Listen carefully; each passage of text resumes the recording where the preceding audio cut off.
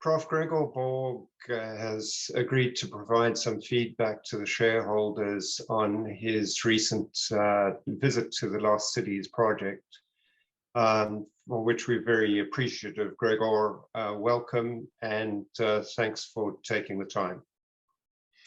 Well, certainly. I've been lucky enough, thank you very much for this opportunity, to visit Ecuador 3 times. It started in 2019. It was a bit delayed for obvious reasons because of the pandemic.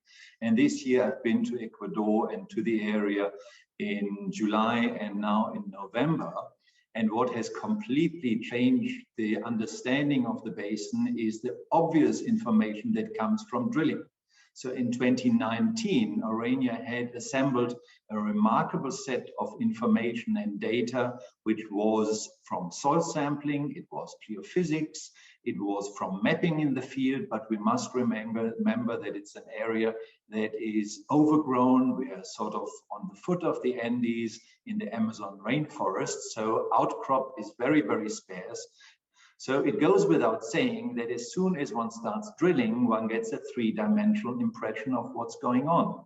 Geological cross-sections are a first attempt, but in the end, you have to prove it when you drill. So in July, and especially when I came in November, there were the first very, very important, quite a large number of boreholes already. And that has certainly given us a much better understanding now, not only of the geometry of the basin, of the different rock types in there. We're going to talk about salt and evaporites and gypsum and anhydrite just now. But we're starting to understand some of the processes, how this basin moves, how this basin has been active, how the faults have been moving. And these faults are basically the key sites as conduits for mineralizing fluids that in the end give us targets to drill and hopefully also ore deposits. So Gregor, just in summary, you know, your takeaway after the 3rd trip. Well, when I came to Ecuador in 2019 and I saw this, well, this huge exploration area that Aurania has there, and I saw the endowment, that means the number of ore deposit types that this area holds a potential for. And that is without saying porphyry coppers and gold, epithermal gold, but also sediment-hosted copper at the time that we looked at. I already thought that this was an amazing combination, and a combination that I, at least in my career, hadn't come across neither from the Kupferschiefer. There are no intrusive bodies in there, not from southern Namibia, not from the Keweenaw in Michigan. So I was already mightily impressed by this combination of the sediment-hosted potential, the porphyry copper, and the epithermal potential. Now, I did not imagine that from the drill core, this would even be sort of complemented by further models.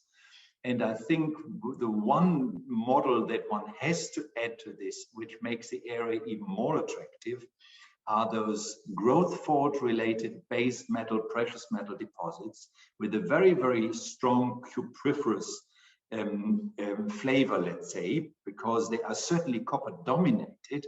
So that sets them apart from a magnetite and from an HYC, although the basin geometry is the same. So we have certainly to learn that there is an excellent potential for this type of growth fault related base metals, precious metal deposits in the area.